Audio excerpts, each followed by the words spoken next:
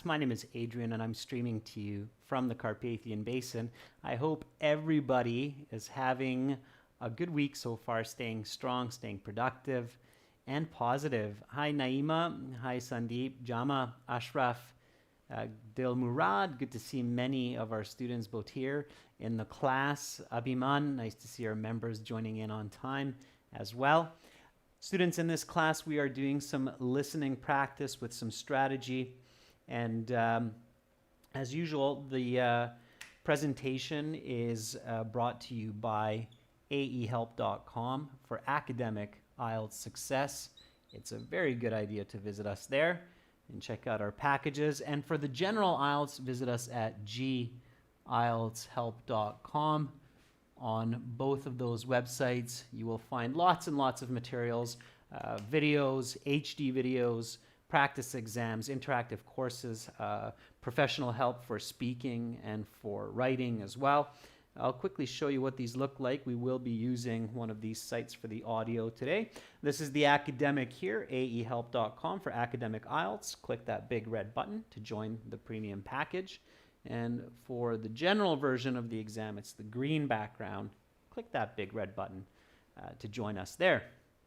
Welcome. I see lots more members joining in. That's great. Okay, everyone, if you have questions about the IELTS exam or our products, just send me an email to adrian@aehelp.com. I will gladly help you out. And again, listening today, tomorrow we'll finish up that task 2 and we'll do parts 3 and 4 of the listening. So we'll get right into it. This listening today is coming from our first exam book. We're currently working on our third exam book. And this is test number 1 following the review test. It's CD2. So we're going to get right into this listening.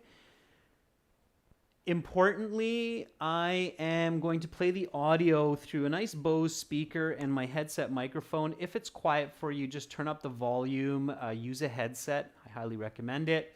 And please, please, please do not put your answers in the chat directly. Let everybody answer on their own. And then at the end, when we're finished part 1 of the listening section, then we'll go through the answers together. Okay? All right. So for the audio, I'm just going to hop over to our academic website here, go into my student account where I find all of my materials, including the audio CDs. And this one here is coming from the second test, so CD2 track 1. Here we go, students. Get ready to listen and answer some questions, and then we'll talk strategy after. So here we go. 3, 2, 1. This recording is copyrighted by 2 Think One Solutions Inc. and World ESL Tutors. You will hear several different recordings and you will answer questions on what you hear. There will be time given to read the instructions and questions, and you will be given a chance to check your work. The recordings will be played only once. The test is made up of 4 sections. At the end of the test, you will have 10 minutes to transfer your answers to the answer sheet. Now turn to section 1. Listening section 1. You will hear a conversation between 2 men as one of the men buys a gym membership. First, you have some time to look at questions 1 to 5.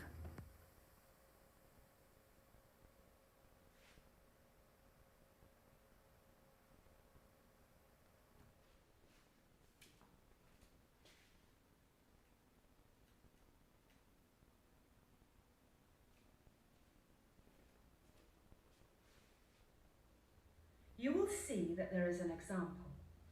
This time only, the conversation relating to this question will be played. Good afternoon. I'm interested in purchasing a gym membership. Of course, sir. What length of membership are you looking for? We have options ranging from 1 month to 2 years. Can I get one for 3 months? I don't want to make too much of a commitment. Of course. The man says he wants a 3-month membership. So this answer has been indicated for you. Now we shall begin. You should answer the questions as you listen, because you will not hear the recording a second time. Listen carefully and answer questions 1 to 5. Good afternoon. I'm interested in purchasing a gym membership. Of course, sir. What length of membership are you looking for? We have options ranging from 1 month to 2 years. Can I get one for 3 months? I don't want to make too much of a commitment. Of course. Before we can get you started on getting into shape, I'm going to need some personal details from you. Certainly. Let's start with your name. William Bacon. Bacon spelled the same as the breakfast food? Yes. B-A-C-O-N. Okay, William. Now I need your residential address. Oh, please call me Bill. I feel odd being called William. Okay, Bill. So your address then? Right. I live at 1653 Spooner Street in Liverpool. Oh, I know that street. My grandmother lived there when I was growing up. The street name is spelled with an A, is it not? Yes, that's right. Spooner is spelled S-P-O-O-N-A-R. And your postcode here in Liverpool? PK387YQ. TK387YQ? No, PK387YQ. Right. Now we need your date of birth. April 9th, 1980. And your telephone numbers, starting with your home number. I don't have a home number, just a mobile number. It is 312-77-8391. Fine then. Now, do you have any medical issues we should know about, such as asthma? I have no medical concerns. I'm in perfect health as far as I know. Now, I need to ask you a few questions to find out what type of gym membership fits your lifestyle the best. There is more than one type of gym membership? Oh yes, there are a number of different options. We have our most basic membership, which allows you to work out on the machines on the main floor of our town centre facility. Then there is our premium membership, which allows members usage of the machines on the second floor of our town centre facility, as well as access to our third floor lounge. What is so special about the machines on the second floor? Nothing really, but our gym is extremely busy, and often the machines on the second floor are the only ones available. However, as I said, they are only open to the premium members. Tell me about the lounge. Our lounge is fantastic. The room is big, about 50 feet by 50 feet, and we have 2 large televisions and many comfortable chairs. There is also full bar service and a complimentary snack bar. You now have some time to look at questions 6 to 10.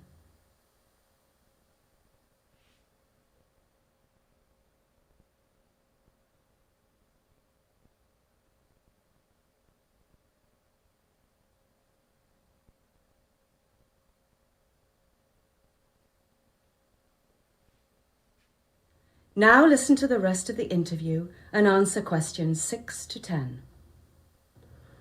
That sounds great. Are there any other membership options? Yes, there is one more. We call it the Premium Plus membership, and it allows customers to use any of our gym facilities in the country.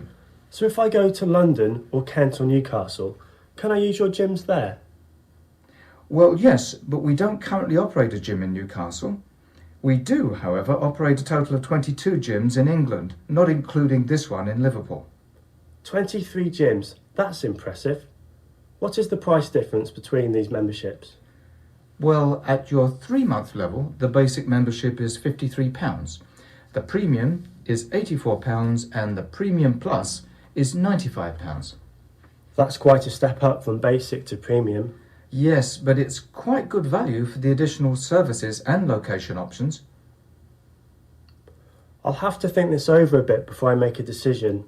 Just so you know, Bill, we are running a promotion right now. If you sign up another person along with yourself, we will give both of you premium memberships for the price of basic memberships. Wow, that's a great deal. I wonder who I should ask to join with me. Greg loves to work out, but he's already has a gym membership. I could ask Steve, but he's so busy with work all the time. I think I will ask my neighbour Kate. She's been trying to get back into shape after having her baby last autumn. Wonderful. I will see you soon then. Yes, you will. Sorry, I didn't catch your name. It's Mike, and it was a pleasure helping you. I will hopefully be in tomorrow with Kate. Does 11 work? No, sorry, I'm not in until midday. I will see you midday then. That is the end of section 1. You will now have half a minute to check your answers.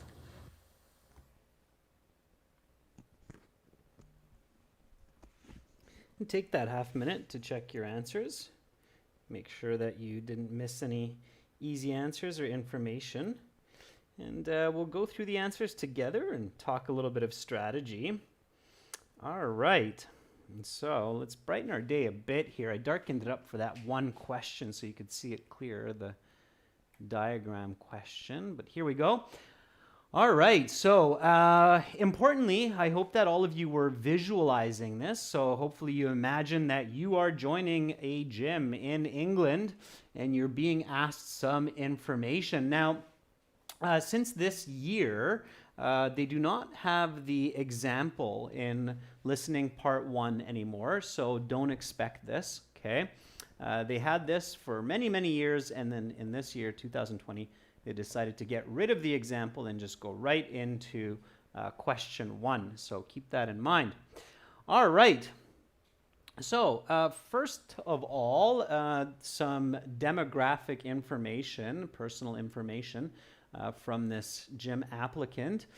His name is William, and yeah, it's like the breakfast food bacon, so B-A-C-O-N, and of course you have to use a capital letter for the B, otherwise you'll get it wrong. So it's bacon, capital B, it's correct.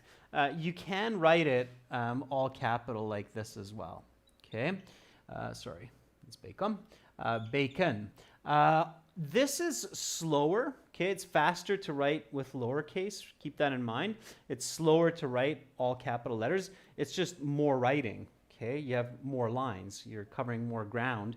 So, of course, it's going to be slower. Writing lowercase is faster. So one quick tip that I can give you on the paper-based exam is write in lowercase when you're listening, and then when you transfer your answers, because at the end you will have 10 minutes to take your answers from your question booklet and put it into the answer booklet. So in those 10 minutes, you can write it all capital, okay? So to be fast, and so you pay more attention while you're listening, you can write it all small like this, bacon, and then in the 10 minutes, when you're transferring, then you can have enough time to rewrite it. Just make sure that you don't make a spelling mistake while you're making that transfer. That's very important, okay? Does that make sense? So it's faster, but it's not correct. This is slower, it's correct, but you don't want to do that right away. You want to do that in the 10 minutes transfer time. Does that make sense? So that's kind of one way that you can optimize your time and your accuracy, right? Optimize time and accuracy, okay? So Navpreet says, yeah, this is what I practice. Good for you, Navpreet. Okay, great. Yeah, just don't make spelling mistakes, okay? So be really careful about that. Okay, just so people don't get confused. All right, so his address is 1653 something street. Okay, what is his address? Spoonar, spelt with an A-M, Burma. Okay, Spoonar. They emphasize that, right? So Spoonar, S-P-O-O-N-A-R, Spoonar. It's spelt with an A, correct? Yeah, that's right, S-P-O-O-N-A-R. Okay, careful. All right, postal code. So what is his postal code? Usually in part 1 for this kind of information, they'll say it twice. So try to get it the first time, but don't rush. Listen for the second time. Okay. Oh yes, these classes usually go from Wednesday to Saturday, and the class schedule is on the community board on the channel. Okay, Alex says it's PK387YQ. There's a lot of other students, Angel, Navpreet, who seem to agree. And that's correct. So PK387YQ. Okay.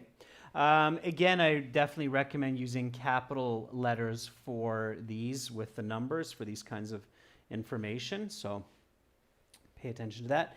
Date of birth is given, and then the man asks for the residential number. What does the applicant answer? It's a P. It's a very clear P. If you're uncomfortable, Mohammed Azat, with hearing the P and the B sound, definitely listen to these words. You can check Cambridge Online Dictionary for pronunciation of words beginning with P versus B so that you get more comfortable with them. Cambridge Online Dictionary. Okay. So Angel says none. Mohammed Azat says no number. Let's check how many words were allowed. Okay. It says complete the form below, so it doesn't look like we're limited. It'll usually say something like no more than one word or no more than 2 words. So no number should be okay here. Definitely none will be a correct answer.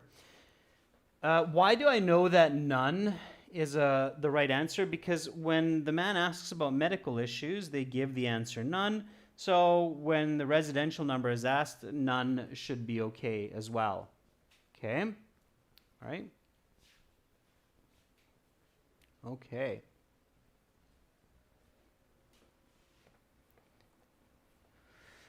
So let's keep going.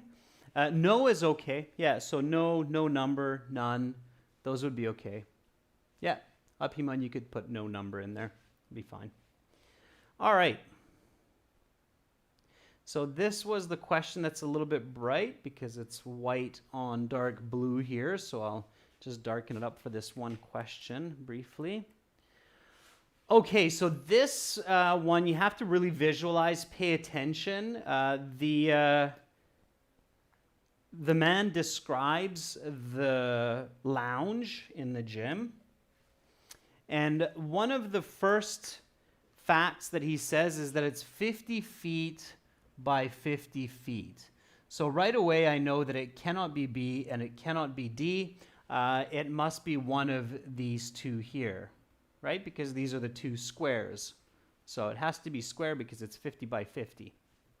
Okay? All right. And then the other point that he makes is there's televisions with lots of seating. So that one tells us that A is correct. So good job for all of you who got A. Okay. Here the television only has one seat. Okay. So lots of seats. All right. Okay. Good. So that was the first 5. Okay. These should be fairly simple. These are meant to kind of put you at ease and get you focused. A lot of students are nervous during these first 5 questions. So these are supposed to be fairly easy. You should be getting all of these correct. For those of you who are aiming for a band 6.57 or more. Okay. Then they start to get a little bit more challenging for part 1. Here we go. Question number 6. You have to match the membership option with its benefits. And then here you have, this is just 6. So in your answer sheet, you would have the block for 6. And then you would need to put B and C. So B something, C something into your answer sheet like that. Okay. So what was it? The premium is access to the lounge, right? Number 1. And the premium plus is access to the facilities around England. So that makes sense. There's logic there. As long as you're focused, you can kind of get that without really even listening. You just have to pay attention. So don't panic. Even if you missed it, you can figure that out. Okay? All right. So B1, C2. Okay, let's keep moving along. We have some short fill in the blanks to finish off part 1. Question number 7. How many gyms does the company operate in England? There was a little bit of a confusing piece of information there. Hopefully that didn't catch you. M. Verma Coding got it right. Yeah, Simran, be patient. So the man says 22, not including this one. And then the applicant says, oh, so 23.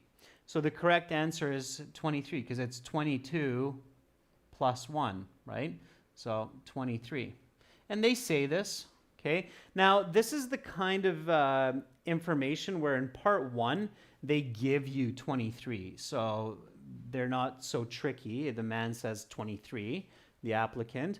But in part 3 or part 4 listening, they would say something like 22, not including this one, and there's another one under construction. They'll do something like that. So you have to be careful, okay?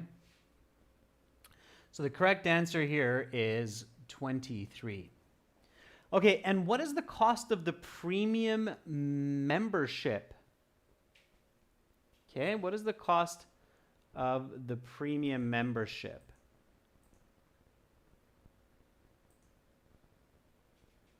All right, lots of answers coming up. 84 pounds. Okay, the word pounds is given, so you only need the number. Careful, you don't need to put the symbol or the word pounds. 84 is correct.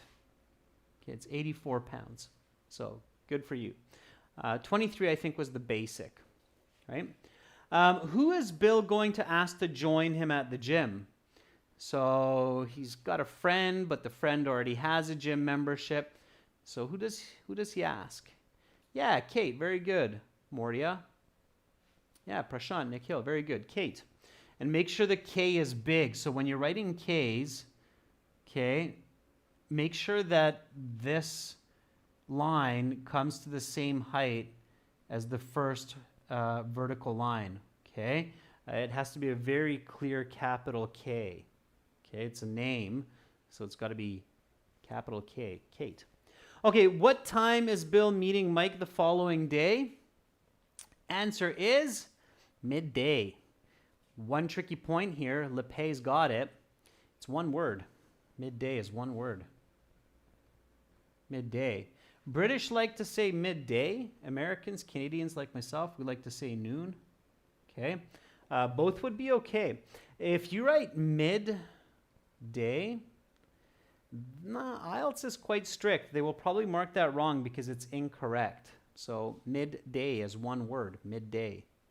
Okay, spelling does count. So if you have a clear space there, IELTS will catch you for that.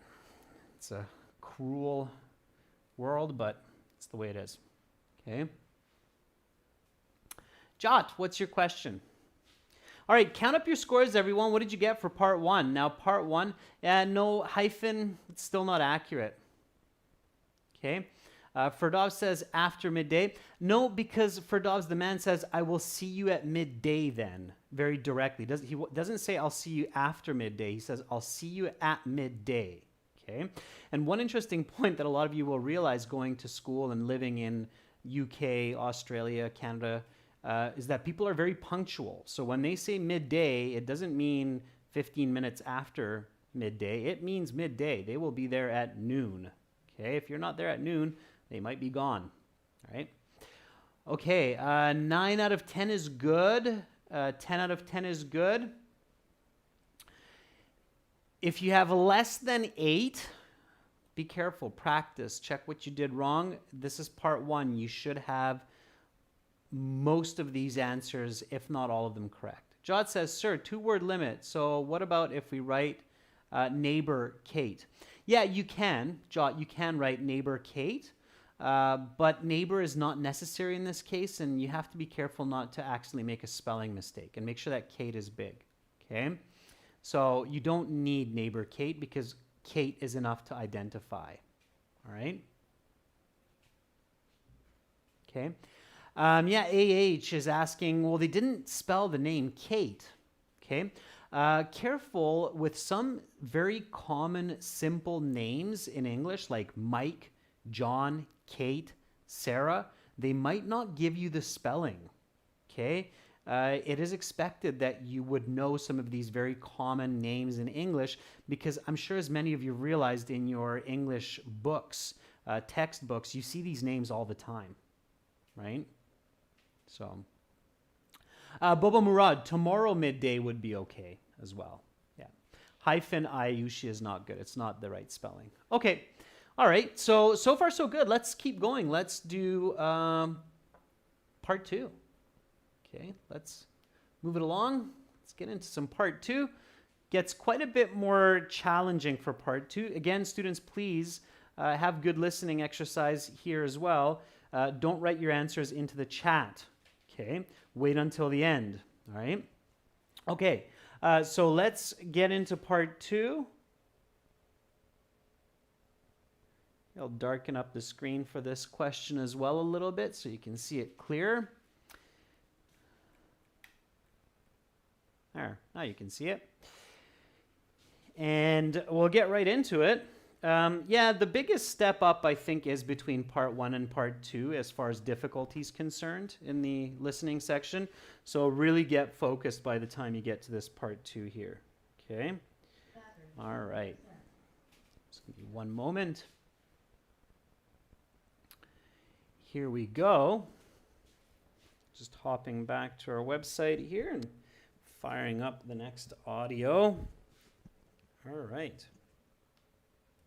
Now turn to section 2.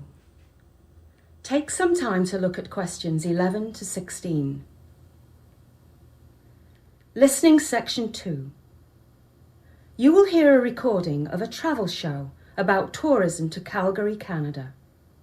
First, you have some time to look at questions 11 to 16.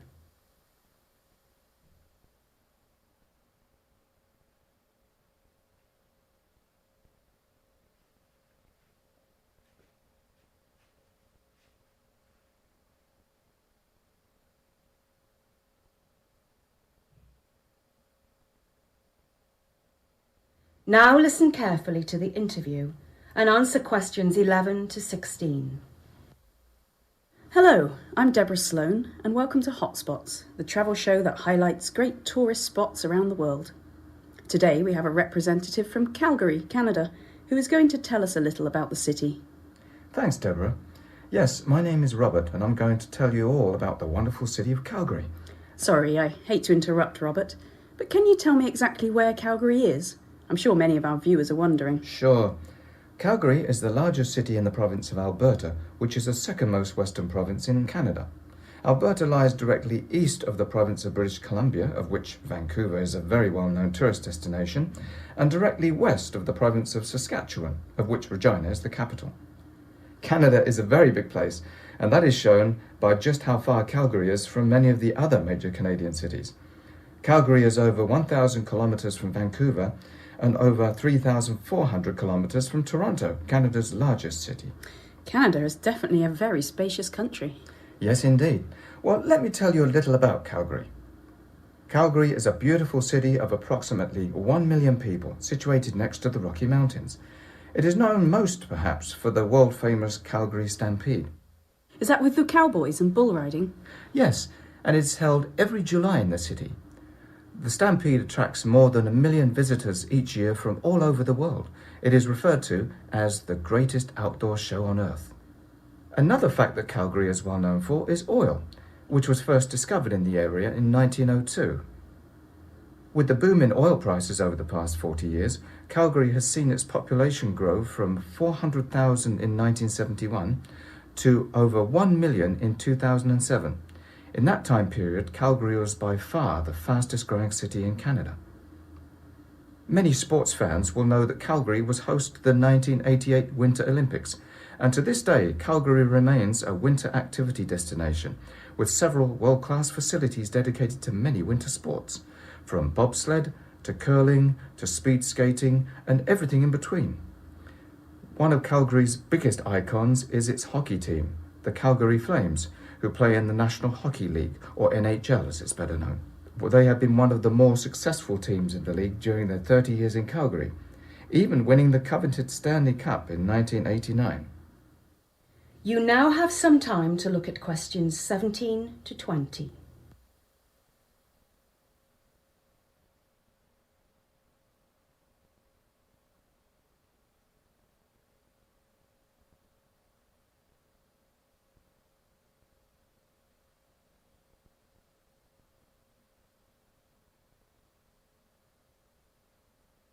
Now listen to the rest of the interview and answer questions 17 to 20.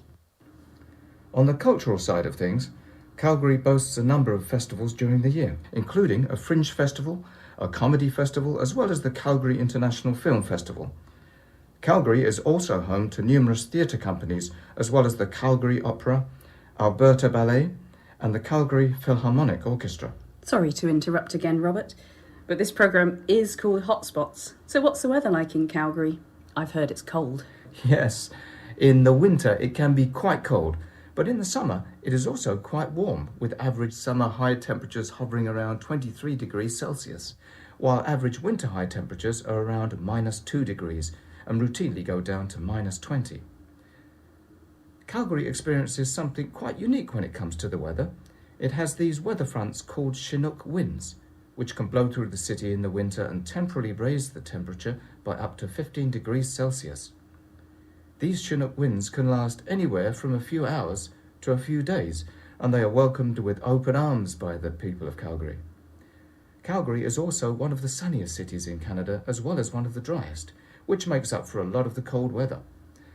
Honestly though, if you're looking for a winter getaway to a hotspot, as you say, Calgary is not the place to go. But if you are looking for a winter getaway that includes skiing or snowboarding or anything else done best in the cold weather, nobody does it better than Calgary. Thank you, Robert, for that fascinating look at Calgary. That is the end of section 2. You will now have half a minute to check your answers.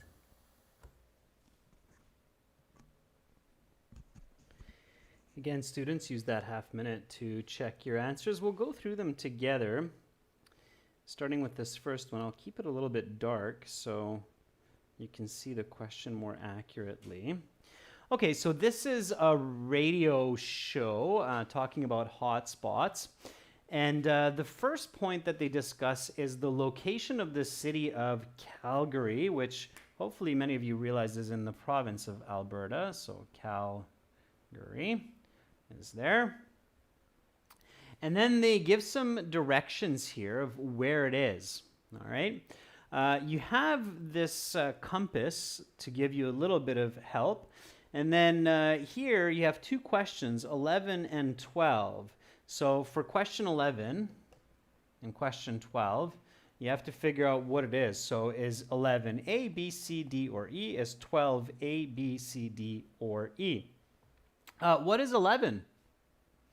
Anybody get what is 11? So some of you are saying 11 is B and 11 is A. A is a city. Vancouver's a city. These are provinces. So this is the province of Alberta, and this is number 11 is the province of, that's right, British Columbia. It's D. Okay. So what was a little bit tricky here is the way the person was explaining this. So the man says that Alberta lies east of the province of British Columbia. So this is British Columbia, and Alberta is east of the province of British Columbia. And Alberta is west of the province of Saskatchewan. Okay, so it's in this direction. So you have to be a little bit careful here. So 11 was D and 12 was B, Saskatchewan. Okay. With directions, you have to pay really careful attention to prepositions. So what is the direction preposition, right? BC is west of Alberta. Alberta is east of BC. Everybody got me? Okay. So one more time with Saskatchewan. So Alberta is west of Saskatchewan. Saskatchewan is east of Alberta. Is that clear now? That was a tricky one. And that's where you really have to have your listening ears fine-tuned and paying attention to those prepositions. Okay, let's keep moving along. Hopefully some of these next ones aren't quite as tough. Of course, if you know a little bit about Canadian geography, that would definitely help, because then you know it goes British Columbia, Alberta, Saskatchewan, Manitoba, Ontario, Quebec, and then the Maritime provinces. Okay? All right. It's good to know a little bit about that geography. Those of you who are planning to immigrate to Canada at some point, you will be tested on that, by the way, on that basic geography. You will be given a booklet to learn, and they will test you on that. I am from Victoria, Navpreet, which is in the province of British Columbia, and it's west of the city of Vancouver on Vancouver Island. Okay, so let's keep going. Here we go. They talk about 1 million people. Okay. 1 million people is the number used to describe two groups in the recording. Which two of these groups does it describe? The population of Alberta, the population of British Columbia, population of Calgary, the number of visitors to the Calgary Stampede each year, or the number of visitors to Calgary each year. So here, it's question 13-14. The order doesn't matter. You just have to get them correct. Janil and Nikhil say it's C and D or D and C. Yeah, that's correct. C and D. So the population of Calgary is 1 million people, and the visitors to the Calgary Stampede is 1 million people. Can you imagine? That city goes from 1 million to 2 million people. And unfortunately, this past year, of course, that greatest show on earth, the Calgary Stampede, I believe was canceled because of COVID. You might want to check up on that. But this year, 1 million people definitely did not show up to Calgary for that event. People come from all around the world. Many people come from America as well. Bull riding, cowboys, cowgirls, all that fun goes down at the Calgary Stampede. If you like horses, animals, it's a great place to be during that time. All right. Here we go with the next questions. Number 15, which industry is Calgary well known for? A, wheat, B, oil, C, natural gas. Yeah, BC gets a lot of visitors throughout the year, but that Calgary Stampede, that's just for a 2-week event. Yeah, oil. So make sure you put 15. Don't put oil. You'll get it wrong. Put B.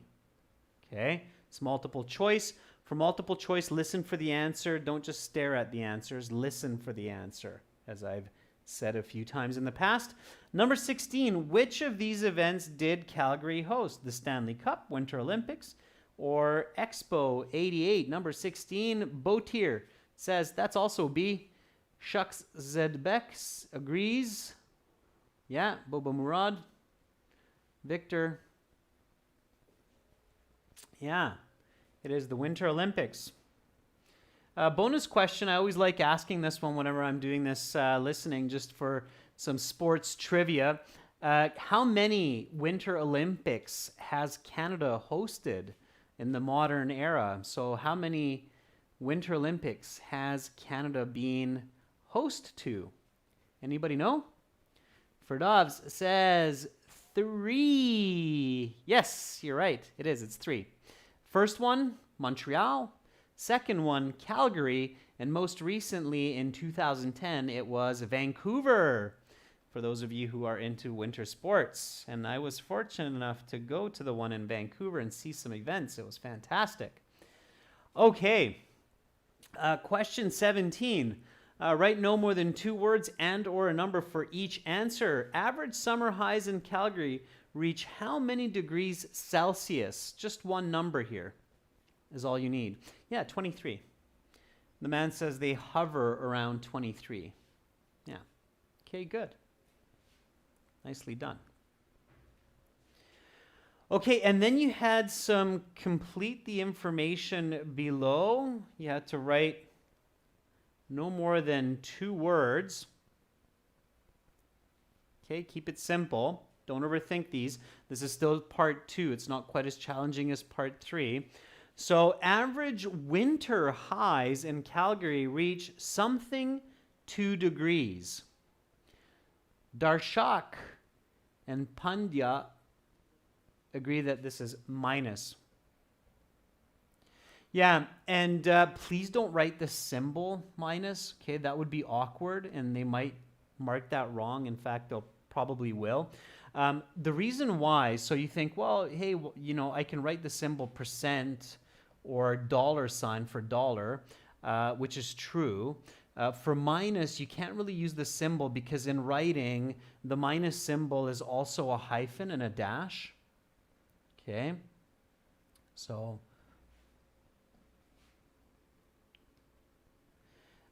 we don't use that symbol only if we're writing math. We don't actually use it in literature. In literature, we actually write the word minus. Okay, so minus 2 degrees, because if you put a hyphen, it's kind of like, is that a minus or is that a hyphen? What is that? So careful with that. That's a little bit of a tricky one. Okay. All right. Chinook winds can raise the temperature by up to 15 degrees Celsius and can last anywhere from a few hours to a few days. Yeah, and it's plural, right? Days. Very good. Okay. Days. Calgary is also one of the driest cities in Canada, as well as one of the, Neha says, sunniest. Yeah, one of the most sunny. Now, just a couple of interesting fun facts. Just like other parts of the world, Canada is also getting warmer and warmer each year. So I would bet that Calgary's average highs are closer to about 25 Celsius in the summer. And some of you are probably thinking, well, 25 is not that warm, because in some places, like in India and some parts of the Arab world, you get much, much hotter days, right? So some of you are thinking, yeah, 25, it's not that bad. Which is true, and I've traveled the world and I've been to various places. However, interestingly, one fact that you should be prepared for is that the sun is very strong in some parts of Canada, including Calgary, and in the summertime also in Victoria and Vancouver. So when I was teaching students face-to-face in Victoria, I had some students from India and from Saudi Arabia, and they said, it's weird that it's not as hot as in India or Saudi Arabia, but it's the first time I'm getting sunburned because the sun is so strong. So 23, 25 degrees in Calgary feels much hotter. It feels, in the summertime, it feels closer to 30, 33 degrees in the summer. Okay, so yeah, Abiman is saying the same. So Abiman's saying in Germany it's the same. Yeah, because it's more northern, right? So the sun rays are very strong. Okay. All right, Ferdows is asking for 17. Can we write 23 Celsius? Ferdows, you don't need Celsius, and you could get that wrong because you have the word Celsius in the question. So average summer highs in Calgary reach how many degrees Celsius? And it's given here. If you don't have that word, if you have how many degrees and no Celsius, then you should write 23 Celsius. Otherwise, it's not needed. Okay? All right, add up your marks. Save your marks for tomorrow. Tomorrow we will do part 3, part 4. And then you'll have your total raw score, and we'll convert that into band scores, okay? So hopefully you learned a lot of good tips from today's class. The audio, again, was coming from our website, so you can find that there with lots more audio and 5 other practice exams as well, and lots of videos. To join our premium package, it's always a good idea. aehelp.com for academic IELTS and GIELTShelp.com for general. Hopefully I will see all of you tomorrow for part 3 and part 4. And then I'll give you some more tips for those more challenging sections. Keep up the good work. Have a great rest of your day. I'm Adrian, and I'm signing out from Budapest for now. Much love to all of you. Bye.